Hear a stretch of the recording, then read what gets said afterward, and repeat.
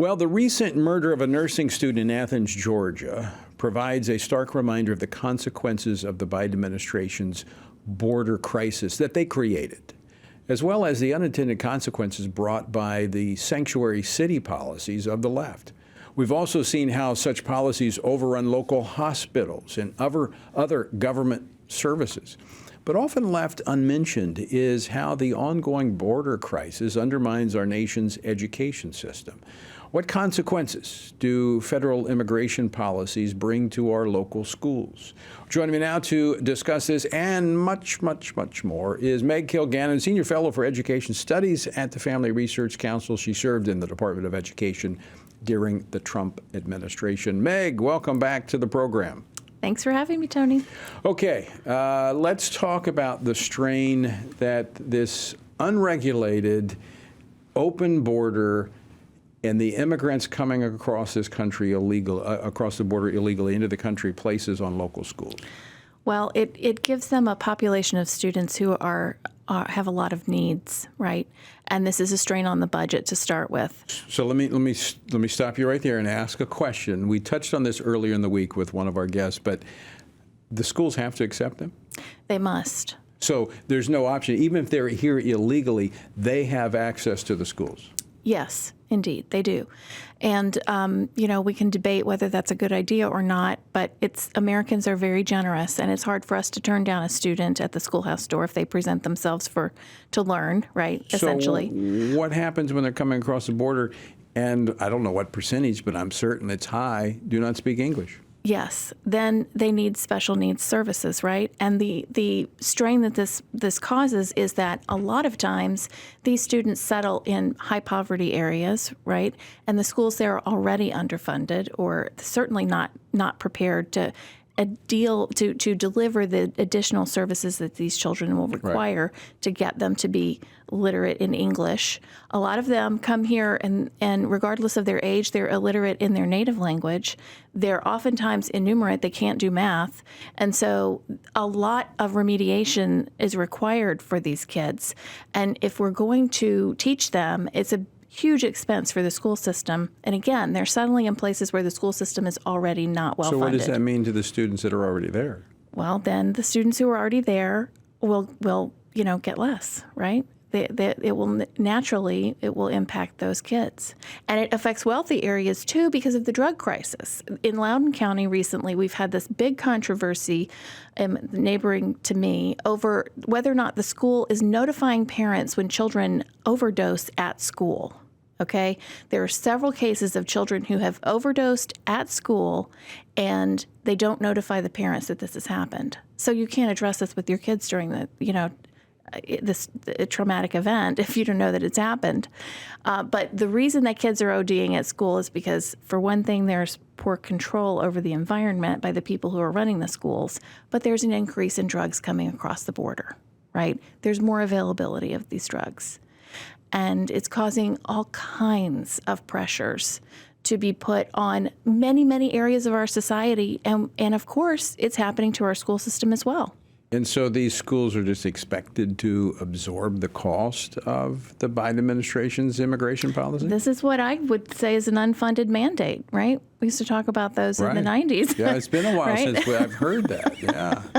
But that's exactly what this is. So actually, that's very interesting because it is an unfunded mandate. I'm wondering if local governments could take action against the Biden administration for that reason. I certainly would want to if I were running a school system that was dealing with these kinds of things.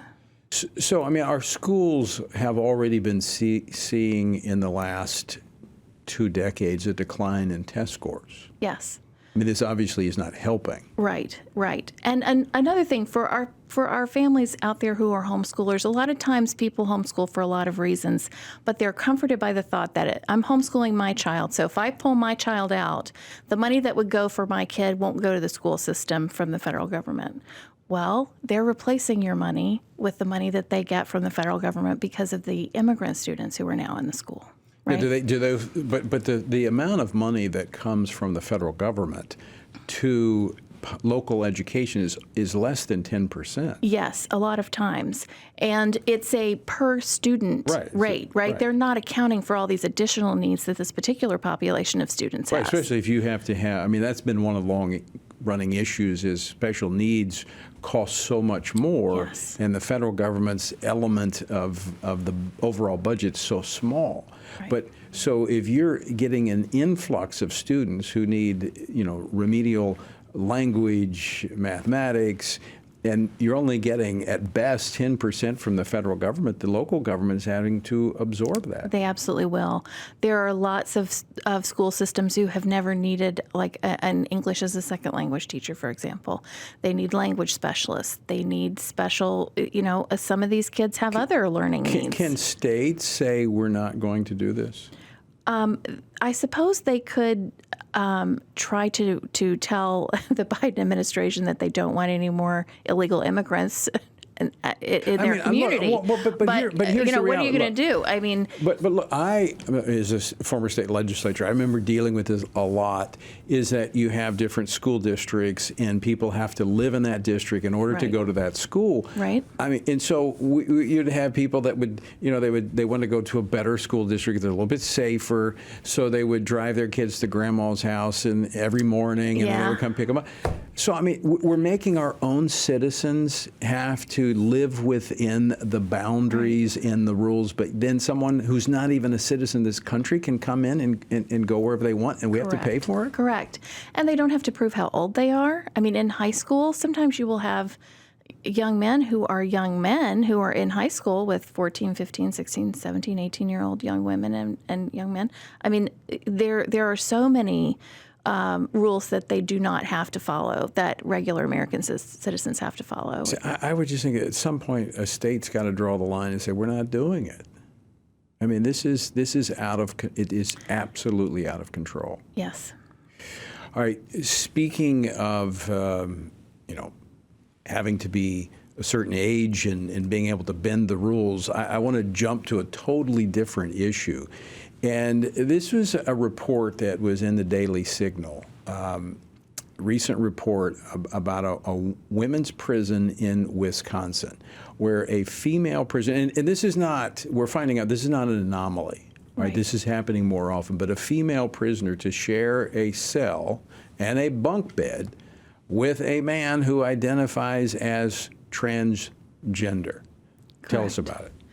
So this man had taxpayer-funded sex change surgery in Wisconsin in 2013. 10 years ago. 10 years ago.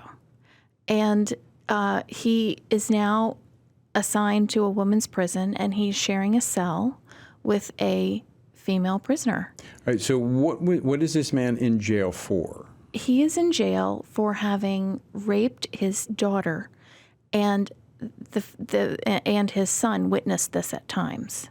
So this guy's not a nice guy. So he's in prison for about 20 years as a convicted sex offender. Yes. He was placed into a cell with another woman, with a woman. He's a man with a woman who, as I read the article, if I understand it correctly, was actually the victim of sexual abuse as a child. That is true. Yes. And she suffered a lot of hardship in her life. Her father apparently gave her drugs in order to be able to sexually assault her. And so she suffered with addiction. She's had all kinds of issues in her life. And so to be forced in jail to share a tiny cell with a man, regardless of his actual physical situation, is already that's cruel and unusual in my book. To have this situation for this inmate. But I'm going to go back to something you said at the beginning. This man, transgender man, I think that's the way you describe it. He's a man who identifies as a woman. Okay. He wants you to call him a woman. But he's a man. But he's a man. The rearrangement of his plumbing that was done at taxpayer expense. Yes. This is crazy. We sent somebody to jail. Department. Yes. We send somebody to jail for being a sex offender, and then we pay somewhere upwards of $30,000. Correct. to play out the fantasy that this guy is living? Yes. And his prison photo shows him in makeup. He has eyeliner and blush and lipstick on. And I used to volunteer at the women's jail in Fairfax County, and those women were not allowed to have makeup.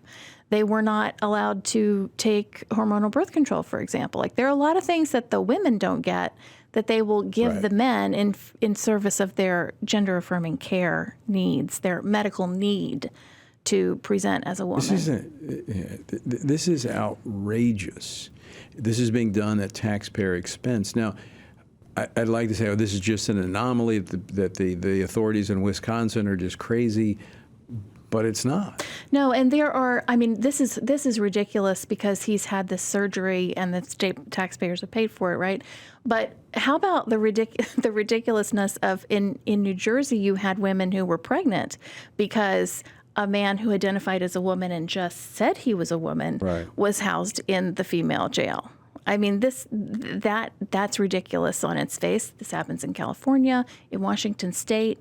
I mean, it happens probably everywhere. And, of course, they can't do it while they're incarcerated. They have limited ability. But women are speaking out about this. Yes. And women's group, the Women's Liberation Front, has filed a lawsuit in several states in the West, in particular, to try to redress the situation. Now, in this particular case, this is a state issue. It's not federal. It's a state prison. This is clearly within the lines of state policymakers to address this issue. It is, but the federal government does provide guidelines that most states adopt to use, is my understanding. I'm not a criminal justice expert, but they have to follow federal guidelines. But sometimes they do house federal prisoners. I'm going to borrow a line from my dad. All right, I'm going to pull out a dad line here. If everybody else was jumping off a cliff, would you do it? I'd like to think I wouldn't. Yeah, well, I mean, that's the point. At some point, somebody's going to say, hey, wait a minute, this is a cliff. I'm not jumping off of it. Right. We have to come back. It's just like the conversation we're having over the budget. It's not easy to say, no, we're not doing this anymore. But somebody has to stand up and be the adult, the sane one in the room and say, we are not going to facilitate this anymore. We're not, unfortunately, in fact, we're not going to have time to talk to it, but even today in Kansas, there's debate over passing yet another bill that would protect children from this type of experimental surgery and drugs related to transgenderism. You know, that I think is really the good news, is that when people discover these things are happening, they do demand that their legislators take action, and the legislators respond. So this is happening. We're up now. This will be 24 states, I think. Right.